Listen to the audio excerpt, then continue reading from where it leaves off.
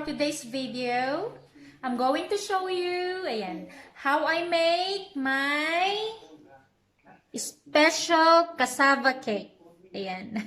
Come and join me. Let's cook together. And here are my ingredients. 1 kilogram of cassava, 5 tablespoons of melted butter, 1 can of condensed milk, 1 can of evaporated milk, 1 can of coconut milk, 2 egg yolks, and grated cheese.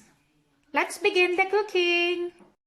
Ayan, hiniwa ko na siya ng maliliit and then I peeled it already as well. Ayan. Binalatan ko na siya. I'll show you how I peel my cassava. Or kamoting kahoy in Philippines. Ayan. And then find the layer. Mabilis lang siyang balatan. Ayan. Ganyan lang siya.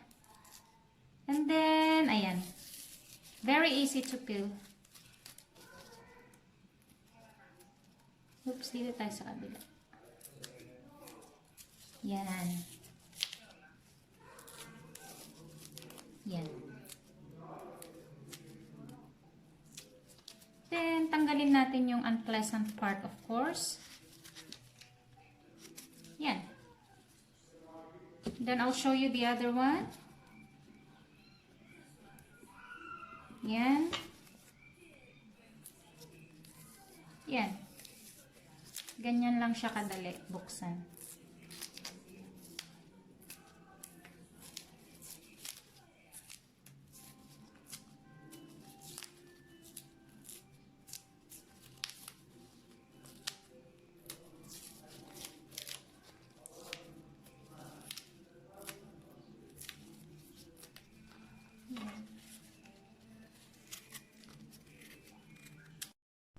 And then, let's just rinse it with water. Ayan, hugasan lang natin siya ng mabilis. Ayan, malinis na po siya. Ngayon, it's time to grate them. Ayan. I will use this one, grater. Ayan. And then, grate them one at a time.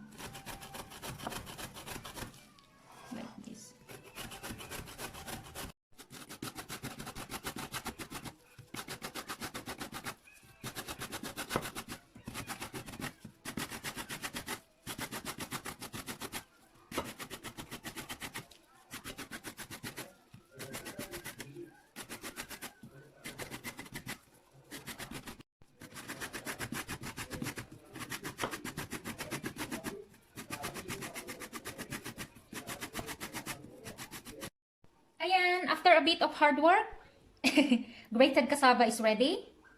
Ayan, and now I'm just going to squeeze some of the juice. Ayan, ng cassava. Like this. Ayan, kita nyo yung juice. Ayan. Yung water niya. Ayan. Piga-piga lang, pigain lang maigi.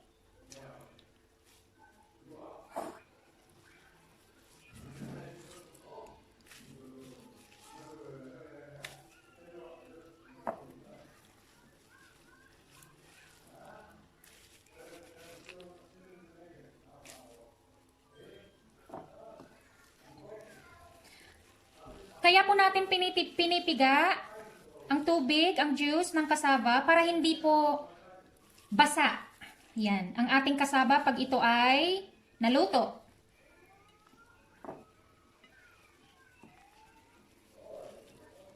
Yan, gusto natin yung medyo medyo solid na malambot at hindi yung basang-basa. Ayan. Yan. And now, it's time to mix all the ingredients. Ayan. First, I'm going to pour my evaporated milk.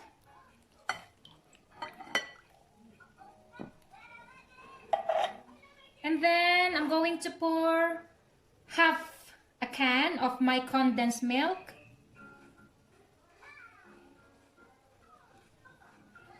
And then half a can of my coconut milk.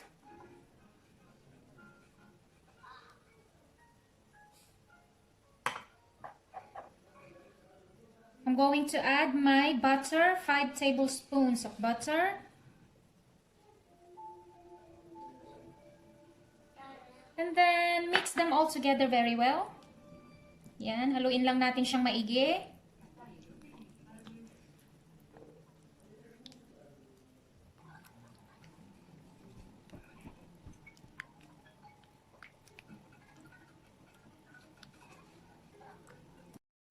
Ayan, ready na po ang aking cassava for baking. Ayan. What I'm going to do sa aking baking tray, ayan. Apply lang natin ng butter para hindi dumikit yung cassava cake pag siya ay naluto na. Ayan. Apply lang all over. Ayan. And then, lagay lang tayo doon. I-pour natin ang ating cassava. Yan. Kalahati lang. Yan. Pour lang natin siya. Ayan. The same thing dito. Apply lang tayo ng butter. Yan.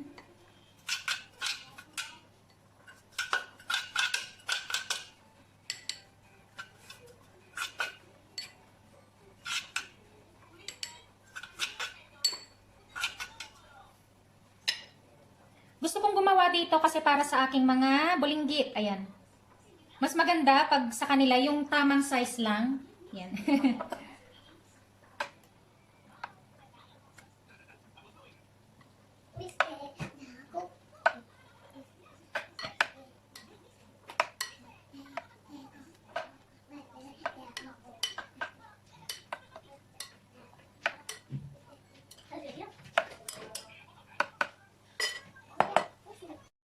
Siyempre, linisin muna natin bago natin siya. Isa lang sa oven.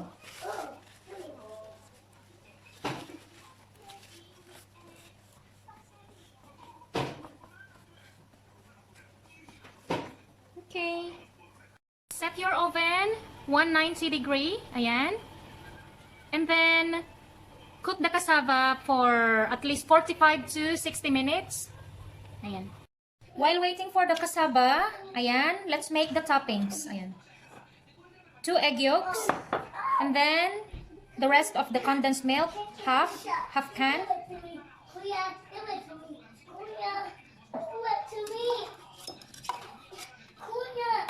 Tapos, ang half can ng coconut milk. Tapos, mix lang natin siya completely. Ayan, mix it well. Ayan, na-mix na po natin siyang maigi. And after an hour, ayan na po ang aking cassava.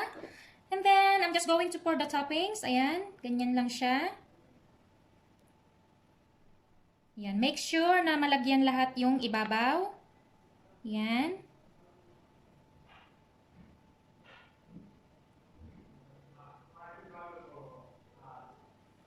And then, I'm just going to sprinkle some cheese on top. Ayan.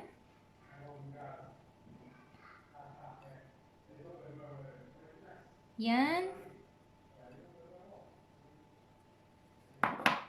And put it back in the oven. The same degree, 190. Cook it for another 15 minutes. Ayan, after 15 minutes, ready na ang aking cassava. And then, sprinkle lang tayo ulit ng cheese on top. Yan. Yan. And then, cool it down for 5 minutes bago natin siya ilipat sa ibang lalagyan at bago natin siya kainin. Ayan. Yummy and tasty cassava cake. Yan. I hope you enjoy watching. Until the next cooking. Bye.